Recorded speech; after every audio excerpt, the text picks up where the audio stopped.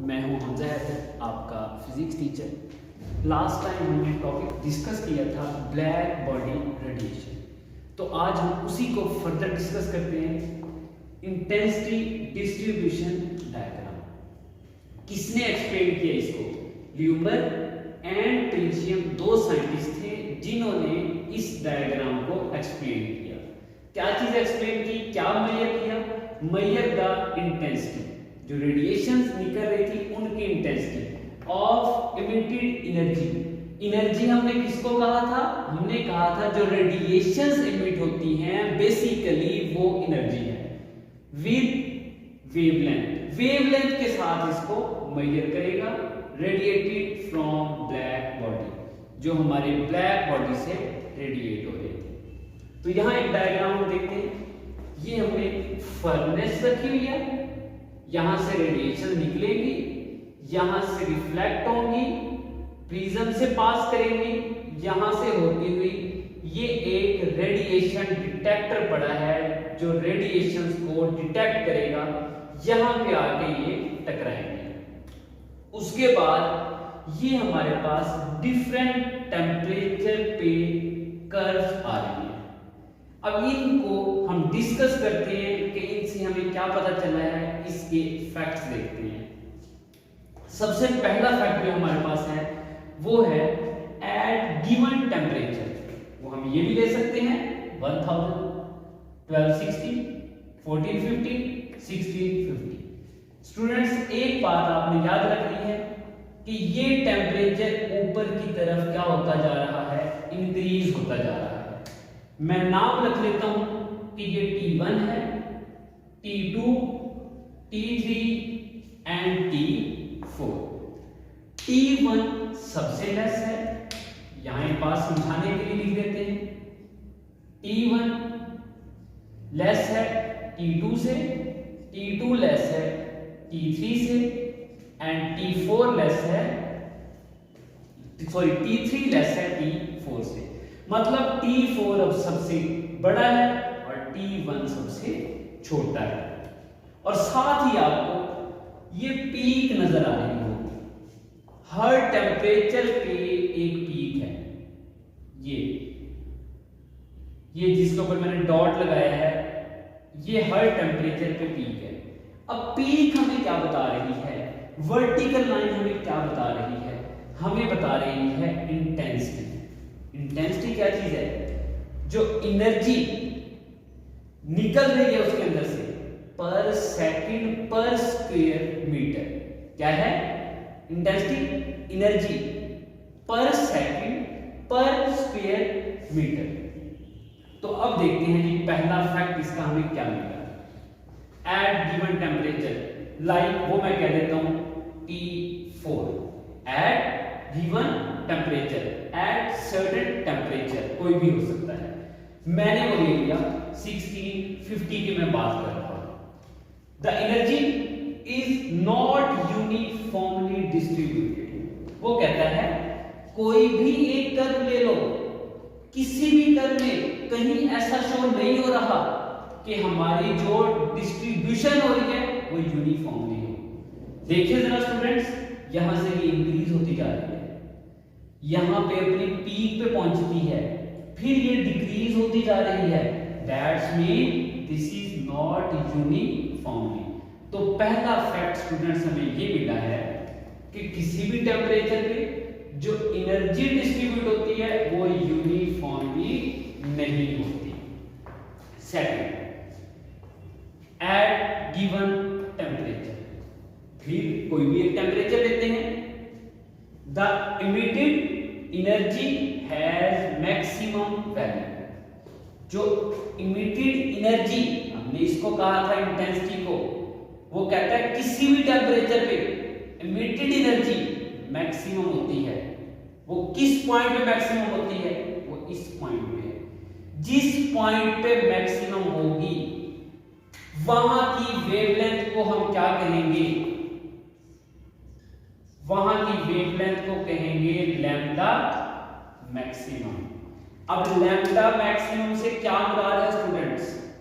Lambda maximum का मतलब है वेवलेंथ की वो वैल्यू जहां पे हमें इंटेंसिटी मैक्सिमम मिलती है, जहां पे हमें एनर्जी मैक्सिमम मिलती है। मैं दोबारा ये बात रिपीट करता हूं, किसी भी एक टेम्परेचर पे हमें इंटेंसिटी की वैल्यू मैक्सिमम मिलती है। जहां पे मैक्सिमम मिलेगी वहां की वेवलेंथ को मैं ऐसे बता देता हूं, वहां की वेवलेंथ को हम क्या कहते हैं? Lambda maximum, maximum wavelength. At given temperature the emitted energy has maximum value. कहां पे? फॉर सर्टेन वेवलेंथ, किसी एक वेवलेंथ पे जाके उस वेवलेंथ को बोलते हैं lambda maximum. Second, lambda maximum inversely proportional होता है टेम्परेचर। हमने 4 टेम्परेचर लिए थे, हमने बात की T4 की, मैं बात करता हूं T3 की। स्टूडेंट्स देखो जरा, T3 की पी की आ रही है, T3 की पी की आ रही है, इसको ऐसे करते हैं, इसका लैम्डा मैक्सिमम आया यहां पे। T2 लैम्डा मैक्सिमम आया यहां पे, T1 लैम्डा मैक्सिमम आया यहां पे। तो आपको क्या नजर आ रहा है? टेम्परेचर T4 सबसे बड़ा है और T1 सबसे छोटा है, बट वेवलेंथ T1 की सबसे ग्रेटर आई है और T4 की सबसे लेस आई है। दैट्स मीन कि टेम्परेचर और मैक्सिमम वेवलेंथ एक दूसरे के इनवर्सली प्रोपोर्शनल है। तो हम अब यहां लिख सकते हैं लैम्डा 1, लैम्डा 2, लैम्डा 3 और लैम्डा 4। टेम्परेचर 1 वाले का सबसे कम है, बट वेवलेंथ 4 वाले की सबसे कम है। टेम्परेचर 4 वाले का सबसे ज्यादा है, लेकिन वेवलेंथ 1 वाले की सबसे ज्यादा है। 1 वाले की टेम्परेचर सबसे कम है, तो हम कहेंगे lambda maximum inversely proportional to temperature. Temperature को अगर इधर मैं मल्टीप्लाई करूं तो ये प्रोडक्ट मेरे पास कांस्टेंट आ जाएगा, बिकॉज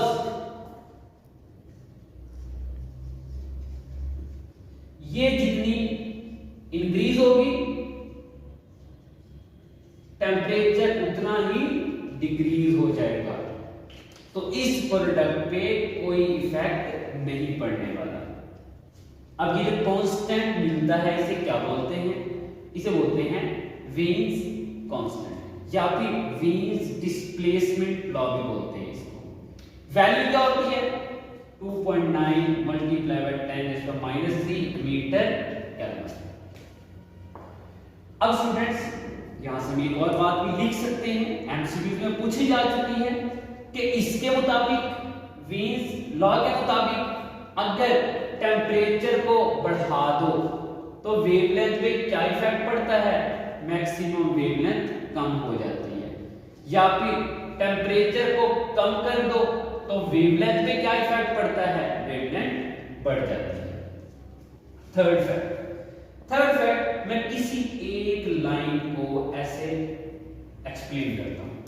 देखिए जरा स्टूडेंट्स, वेवलेंथ यहां से स्टार्ट करते हैं। मैं ये सबसे नीचे वाली को एक्सप्लेन कर रहा हूं। यहां पे वेवलेंथ देखो जरा, वेवलेंथ बढ़ती जा रही है, वेवलेंथ बढ़ती जा रही है स्टार्ट में, और इंटेंसिटी भी हमारी क्या होती जा रही है? बढ़ती जा रही है। इस पॉइंट पे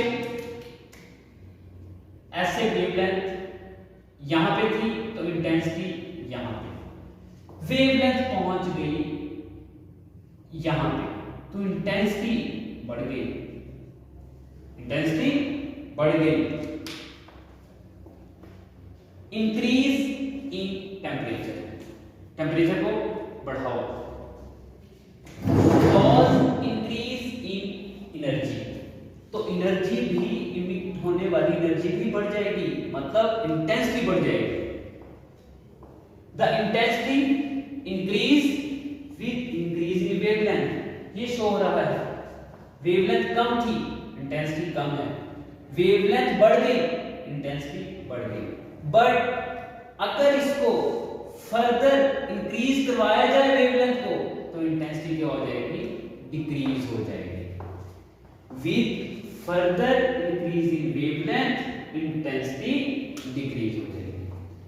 चौथी बात और आखिरी बात इसकी कि हमें ये जो एरिया मिल रहा है, जो सबसे ज्यादा आपको नजर आ रहा है T4 का और सबसे कम नजर आ रहा है आपको T1 का, ये हमें एनर्जी बताता है। जितना एरिया ज्यादा होगा उतनी इसकी एनर्जी ज्यादा होगी। Area under the curve gives total energy radiated पर second per square metre.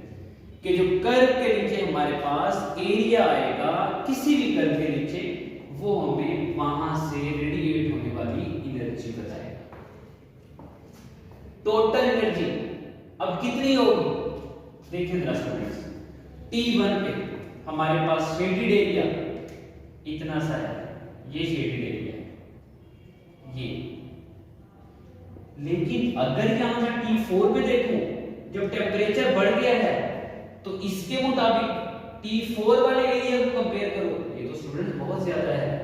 That's mean कि जो एनर्जी होती है वो डायरेक्टली प्रोपोर्शनल होती है fourth power of kelvin.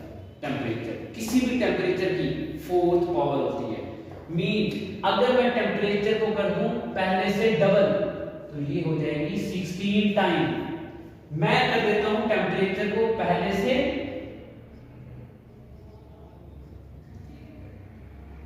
3 time बढ़ा देता हूं, तो स्टूडेंट्स ये हो जाएगी 81। तो energy 4 power of kelvin temperature के डायरेक्टली प्रोपोर्शनल होती है।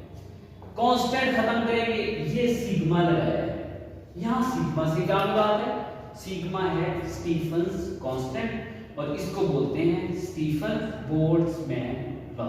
ये जो बताया गया है कि एनर्जी डायरेक्टली प्रोपोर्शनल है इस फैक्टर के, ये किसने बताया है, स्टीफन बोल्ट्जमैन ने। इसका नाम रखा स्टीफन बोल्ट्जमैन लॉ और ये इसके स्टूडेंट्स वैल्यू है जो अक्सर एमसीक्यूज में पूछी जाती है। अब इसका ड्रॉबैक क्या है, इलेक्ट्रोमैग्नेटिक वेव थ्योरी इसको एक्सप्लेन नहीं कर सकी थी, बिकॉज क्लासिकल थ्योरी के मुताबिक क्या है, उसने कहा कि ये वाली जो रेडिएशंस आ रही हैं ये कॉन्टिन्यूअस हैं, ये वेव की फॉर्म में है। लेकिन स्टूडेंट ऐसा नहीं होता, ये किस फॉर्म में होती है, नेक्स्ट लेक्चर में हम इंशाल्लाह इसको डिस्कस करेंगे। यहां तक के लिए